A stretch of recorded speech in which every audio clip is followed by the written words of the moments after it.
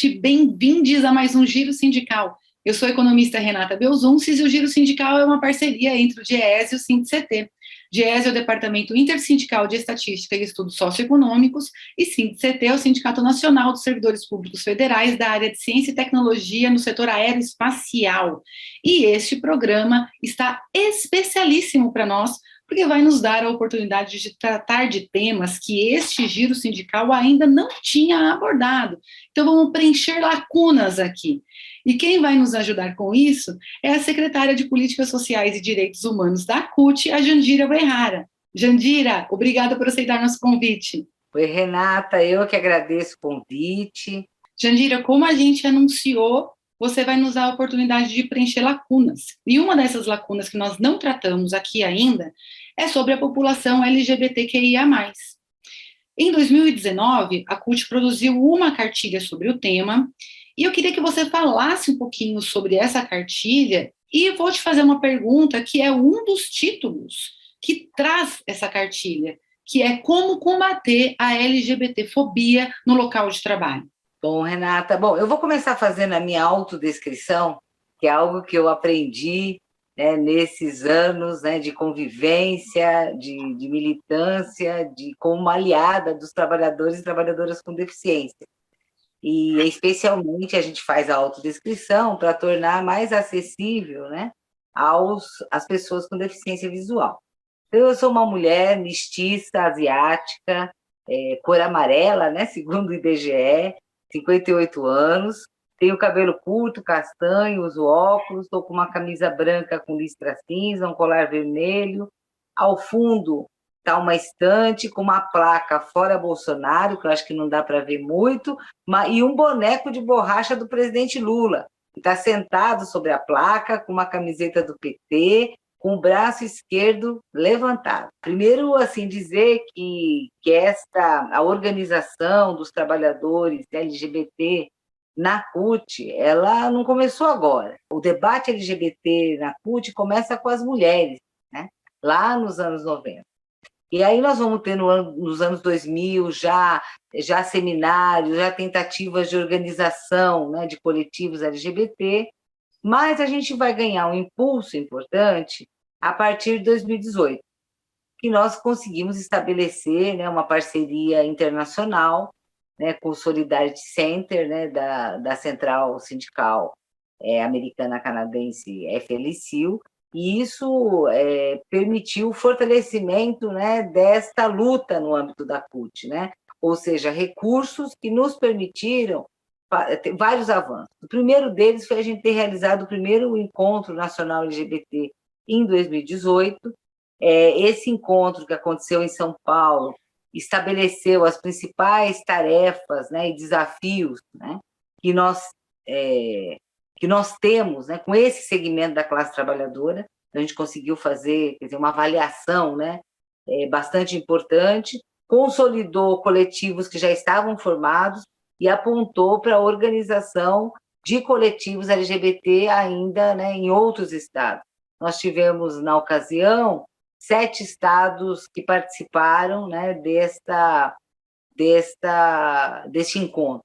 Em 2019, durante a parada LGBT de São Paulo, que é uma das maiores do mundo, fizemos um seminário LGBT e o mundo do trabalho durante a parada, e foi muito bom, quase 200 pessoas participaram, vários estados. Ali nós elaboramos, indicamos a elaboração de uma minuta de cláusulas e orientações para os sindicatos CUTistas para incluir cláusulas LGBT nos acordos coletivos, orientamos os sindicatos a incluir as questões de gênero e LGBT, nos seus programas de formação. E começamos a desenvolver também algumas iniciativas ainda muito pequenas de pesquisas e levantamento de dados LGBT no mundo do trabalho. Também a cartilha, a necessidade da gente ter uma cartilha surgiu em 2019, nesse encontro.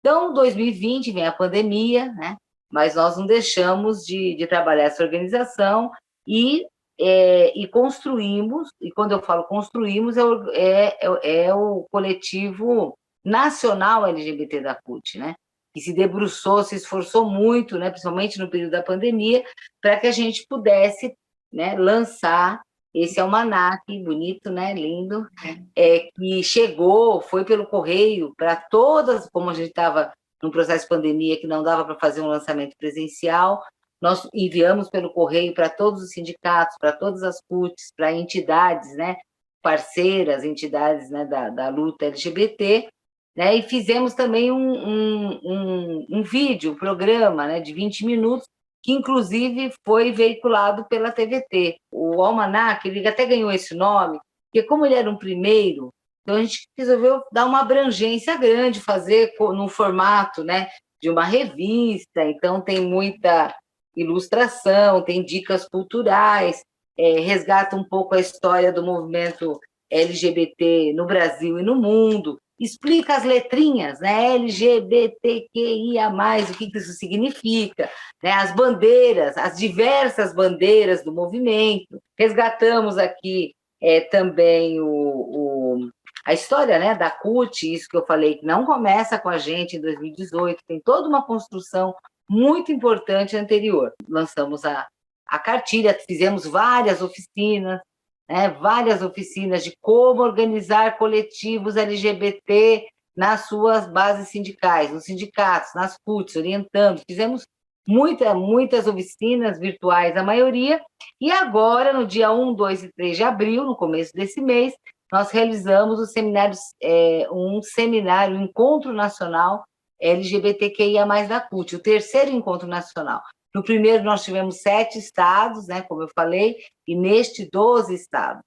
Então, ou seja, avançamos, mas ainda falta, porque nós queremos ter coletivos organizados nos 27 estados. Você me perguntou das 10 ações, né, que para combater a discriminação contra LGBTQIA+, no ambiente de trabalho.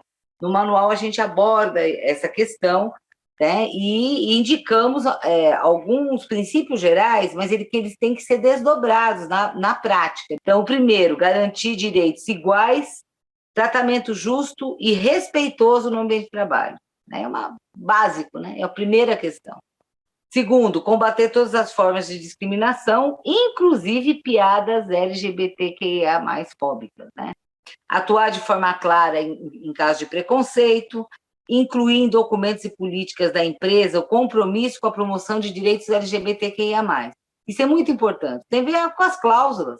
Uma outra orientação que a gente faz é de não firmar parceria ou acordo com organizações que promovam discriminação, que patrocinem personalidades, né, preconceituosas. Abrir a discussão sobre temas LGBTQIA+, e promover espaço de denúncia, promover a formação de profissionais da área de recrutamento, entendeu? Quer dizer, ou seja, o próprio sindicato promover ações nesse sentido, né, com os trabalhadores, né, dessas áreas, né, para que estejam preparados para poder promover a inclusão, né, desses trabalhadores, né, como fazer isso. Inserir a identidade de gênero como um dos temas do debate dentro da organização sindical, né, isso é muito importante. Realizar ações afirmativas, né, em defesa da igualdade e da diversidade e apoiar todos os eventos que tenham como foco a luta contra a discriminação. Eu já aprendi aqui com a Jandira Uehara que a gente deve fazer a nossa audiodescrição. E eu vou tentar fazer a minha. Eu sou uma mulher branca, de 44 anos, eu tenho cabelos curtos, grisalhos, eu estou usando um batom vermelho, eu estou num ambiente onde tem uma estante de livros atrás de mim, com um fundo amarelo. E agora, a pergunta não podia ser outra que não a inserção das pessoas com deficiência no mercado de trabalho. Jandira, nós temos uma lei desde 91, ia falar 2001, mas é errado, é 1991, uma lei que rege a inserção dessas pessoas através de um sistema de cotas em que as empresas, a depender do porte, medido pelo número de trabalhadores, devem inserir um percentual de trabalhadores na condição com deficiência. Essa lei, ela é o suficiente? E ainda, eu acredito que muitas pessoas talvez não a conheçam. Seria bacana também que você pudesse explicar um pouquinho melhor sobre ela antes de fazer a sua avaliação. Ela foi uma primeira conquista, um marco muito importante que tem, obviamente, a ver com desdobramentos da Constituição Federal de 88. né, do direito ao trabalho, do direito à saúde, do direito à educação, do direito à inclusão das pessoas com deficiência. Assim como, anos mais tarde, né, em 2015, a Lei Brasileira de Inclusão, que aí ela é muito mais abrangente. Então, veja, esta questão dos direitos, né, das pessoas com deficiência, né, ela sempre esteve no bojo de qualquer discussão de uma sociedade democrática, inclusiva, né, humanizada. Porque o que nós tínhamos, né, era uma concepção, né, o que tinha, o que prevalecia, e ainda prevalece em vários setores da sociedade, é uma concepção, quer dizer, que não considera a capacidade, as potencialidades, tá certo? E que o problema não está nas pessoas com deficiência, o problema está, quer dizer, nos ambientes, né, que tornam inacessíveis para essas pessoas, né, o acesso aos direitos. Mas em 1991 nós tivemos, então, um avanço importante em relação à lei de cotas, né, que estabelece percentuais muito pequenos, tá certo? De 1 ou 2%, a depender acima de 200 trabalhadores, né? 2%, mas isso está sempre ameaçado. É assim como a Constituição de 88, né? Todos os direitos sociais que foram inscritos ali, que a gente conseguiu conquistar em 88, né? E em 1989, ou seja, em 90, né, com a vitória do neoliberalismo, do candidato neoliberal, Collor, e todo o processo que a gente vai viver até, né, até o ano de 2002, quando Lula vence as eleições, é uma tentativa, né, de destruição desses direitos, de diferentes formas. Então, nunca foi fácil. A gente conquistou, mas isso não foi implementado. E aí, mais um detalhe, por exemplo, no serviço público, essa questão das cotas está lá nos editais, mas isso não é divulgado devidamente, isso não é estimulado, e é possível a adoção de cotas em todas as funções do setor público. Né? E muitas vezes não se preenche a cota ainda, e porque também tem pouca gente tem acesso à informação para poder fazer os concursos, né? Os concursos têm que ser adaptados, obviamente, às diversas formas de deficiência.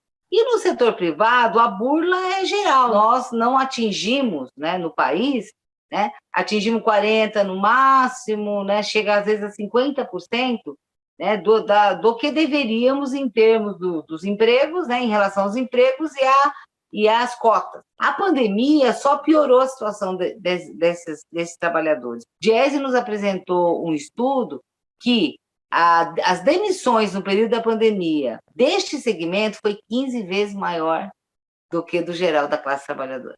Você já não tem todas as vagas que deveriam, os postos de trabalho preenchidos, né? Isso já é constante. E ainda na pandemia, essa situação piorou, né? A emenda constitucional 95, ela congela os investimentos públicos, né? E isso vai impactar na fiscalização, brutalmente. Não se cumpre, se viola a legislação e, ao mesmo tempo, o Estado não oferece, né, os mecanismos, né, de fiscalização. Pelo contrário, o governo Bolsonaro destruiu o sistema de fiscalização de saúde do trabalhador, e tudo mais, né? Imagine da lei de cotas, né? Por outro lado, agora mesmo, nós estamos enfrentando dois problemas, né, nesse momento. Primeiro é o seguinte: o Supremo Tribunal Federal vai julgar, né, está previsto ainda para esse mês de abril, não sei se vai se concretizar, sobre o negociado, sobre o legislado, né, que foi o eixo central da reforma trabalhista. Então, agora, eles vão dizer o que é que pode entrar, o que pode ser negociado em relação ao legislado. Eles vão colocar o rol de questões que podem ser passíveis de negociação coletiva a partir da reforma trabalhista. E, pasme, tá? Nós estamos com uma situação de praticamente empate no STF entre os ministros que acham que a cota deve entrar na negociação do negociado sobre o legislado. Ou seja, isso significa o fim da lei de cota. Nós estamos, junto com a coordenação do Ministério Público do Trabalho, né, ligada a essas questões dos direitos, né, humanos e da questão da criança, né, do adolescente, das cotas, com uma ação política forte em relação a isso, fazendo debates, pedindo audiências com ministros do STF para discutir essa questão, mas nós estamos com a lei de cotas em risco. Veja, não é preciso revogar a lei de cotas para acabar com a lei de cotas. Eles encontram mecanismos outros para fazer isso. Então, nós precisamos ter uma intervenção política e pública para reverter esse quadro, né? E porque os avanços desse segmento da classe trabalhadora, desse segmento da população, pode ser totalmente perdido, né? Em especial o direito ao trabalho, que é o que mais os incomoda. E direito ao trabalho é condição fundamental para a autonomia, para a independência, para a humanização. Nós precisamos urgentemente, né, aumentar e fortalecer a fiscalização. Para isso, nós precisamos acabar com a emenda constitucional 95, precisa reorganizar esses mecanismos do Estado, né, que não é importante não só para essa questão da lei de cotas, mas para outras. Auxílio emergencial de valor adequado, tá certo? Auxílio inclusão para mães com filhos com deficiência, para que essas mães tenham condições efetivas, né, de incluir seus filhos e de cobrar, né, as políticas que precisa para isso. E nós precisamos de mais fontes de informação sobre trabalhadores com deficiência. Isso é muito importante. Vamos falar um pouquinho sobre direitos humanos sobre o governo Bolsonaro? Então, vamos lá. Com relação à perspectiva das trabalhadoras e trabalhadores, Jandira, quais você acha que foram as principais violações aos direitos humanos cometidas pelo atual governo? Direitos humanos são direitos econômicos, direitos sociais, direitos culturais, direitos ambientais, né? Então, e além dos direitos políticos, civis, esse que é mais comum, né, você ver na questão do debate de direitos humanos. Bom, primeiro, acho que a gente tem que ter um entendimento, né, que desde o golpe de 2016, a gente vive uma ofensiva neofascista e ultra-neoliberal. E essa ofensiva, ela intensificou o ataque às organizações populares, às organizações sindicais, às organizações políticas de esquerda, à militância, né? E aumentaram as violações de direitos humanos, assim como as ideologias conservadoras, o avanço das ideologias conservadoras, elas também, quer dizer, se focam principalmente no ataque às mulheres, aos negros e negras e às pessoas de orientação LGBTI. A história do Brasil é a história das classes dominantes utilizarem a violência, a repressão, né, a perseguição para conter as mobilizações populares. E se fez isso historicamente, perseguindo liderança política, pessoa em luta por pautas de justiça social, e se utilizou todos os meios, né, as ditaduras militares, a ditadura militar que nós vemos no Brasil e outros períodos, quer dizer, mostram isso claramente, né, utilizando de tortura, assassinato, prisão, entre outras ferramentas repressivas. Mas tem outros meios deles fazerem isso, né? E essa violação de liberdade e direitos humanos, quer dizer, é o meio que as classes dominantes se encontraram no país. Nós sempre que tivemos governos progressistas, tá certo? De orientação democrática, né? Com pautas populares, com pautas de reformas estruturais, né? Essa violação é um meio de tentar destruir ou enfraquecer as organizações da classe trabalhadora. Organizações sindicais, organizações populares, né? Porque esta é a melhor maneira de destruir de forma muito acelerada as suas conquistas, né? Então, veja, toda ofensiva que foi feita contra os sindicatos, né, inclusive no seu financiamento, tá, tem a ver com isso. Eles violam os direitos da liberdade de organização sindical de várias maneiras, né? E também, quer dizer, tem também os episódios, os momentos, né, de um ataque mais frontal, né?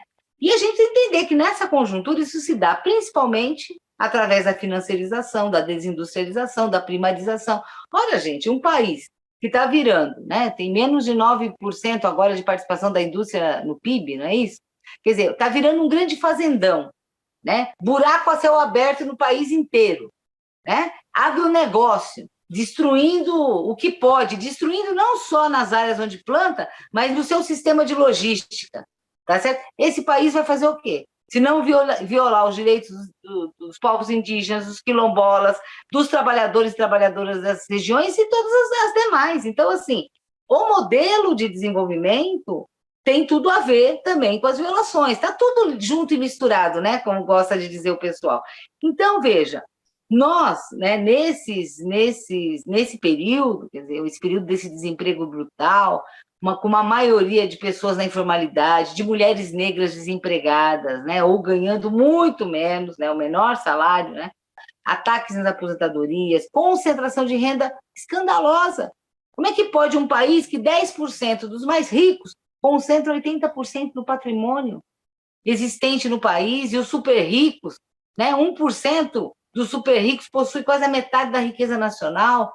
Quer dizer, isso só pode gerar situações de violência e de violação muito grandes, né? Bom, em relação, né, ao que as áreas que nos afetam, né, que a gente tem a missão de coordenar na CUT, a reforma trabalhista, né, com a ausência de fiscalização e depois com uma queda imensa, o menor orçamento reservado a combate ao trabalho escravo e verificação de obrigação trabalhista, a exemplo da lei de cotas, né, para pessoas com deficiência, trabalho infantil, etc., o menor orçamento foi agora em 2021, apontado, entendeu? Então, assim, veja, essa questão do trabalho escravo, né, ela, quer dizer, além de não ter o pessoal, tá certo? Só 15% das ações da fiscalização dependeram do trabalho de inteligência, que é fundamental. Se você não tem investigação, você não chega, e não dá para a gente se achar que a gente vai combater trabalho escravo no Brasil só com denúncia. Outra questão é a questão do trabalho infantil. Nós estamos enfrentando, tá certo, a PEC 18. Eles querem reduzir a idade mínima do trabalho de 16 para 14 anos, porque dos 14 aos 16 é possível trabalho como aprendiz, certo? Eles querem acabar com isso. Ao mesmo tempo, está sendo discutida uma outra lei que muda o Sistema Nacional de Aprendizagem e, novamente, esse segmento é atacado, porque eles querem que a lei de aprendizagem ela não seja um instrumento, né, para minimizar, porque, gente, nenhum jovem de 14 a 16 anos tinha que estar trabalhando. Isso é uma mitigação diante da situação do Brasil. Então, bom, se ele tem que ter um trabalho que seja como aprendiz, com educação, tá certo? Vinculado a poucas horas de trabalho, direitos trabalhistas pela CLT, 6 horas no máximo, né? Isso é uma forma de combater o trabalho infantil, de mitigar. Eles querem acabar com isso. No Sistema Nacional de Aprendizagem, primeiro, retirar todos os direitos da CLT desses aprendizes, tá certo? De novo, volta aquela história da carteira verde e amarela por outros mecanismos. Eles querem priorizar não mais a faixa de 14 a 16 anos, onde está concentrado o maior índice de trabalho infantil no país, mas sim da faixa dos 18 aos 24, e com ênfase na áreas de alta tecnologia, ou seja, quem mais precisa da utilização desse instrumento vai ficar fora. O governo Bolsonaro, agora mudando um pouco, tentando sintetizar aqui, ao contrário de todas as recomendações em vigor no mundo, tem feito decretos, medidas provisórias, quer dizer, uma série de mecanismos, tá, para estimular o armamento da população, especialmente aquela considerada a sua base social de apoio. Isso é uma situação que a gente tem que estar em alerta e alertando. Este ano será um ano de muita violência política. Nós construímos vários debates, esse livro saiu o ano passado, Democracia e Direitos Humanos no Brasil, Ofensiva das Direitas, e vamos lançar outro agora no final do mês, enfocando mais a questão da segurança pública. Nós produzimos 2 manuais, bem práticos. Manual de Segurança Preventiva para Militantes, tá? Com orientações muito claras, precisas, tanto para a proteção das suas entidades, seus dirigentes, das suas bases sindicais, e principalmente como a gente tem que se organizar para a nossa segurança nas grandes manifestações, grandes ou pequenas manifestações. E um manual de segurança digital. Outro meio, tá certo? Que eles nos atacam, né? Então, nós temos feito esse trabalho, né, muito preocupados com esse contexto de violações do governo Bolsonaro. Esse ano, nós vamos agora, já tivemos ano passado dar muita ênfase à violência política contra as mulheres, preparando as nossas dirigentes para os embates desse ano.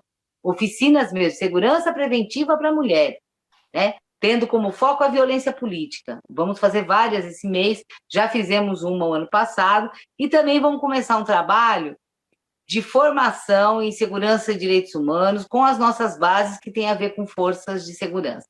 Jandira, eu quero te agradecer demais por você ter aceitado o nosso convite e pela contribuição que você deu sobre temas que a gente não tem o hábito de colocar luzes quando a gente fala dos trabalhadores, das trabalhadoras desse país, mas que são tão importantes, e você, em todas as suas respostas, mostrou como todos eles estão interligados, como todos os ataques fazem parte de um mesmo fio condutor, que é um ataque à classe trabalhadora, que é o neoliberalismo graçando no nosso país, e agora com um viés de autoritarismo que beira o fascismo, alguns classificam dessa maneira, outros não, mas que não dá para a gente deixar de dizer que a gente está vivendo sob um governo que admira a ditadura militar, né?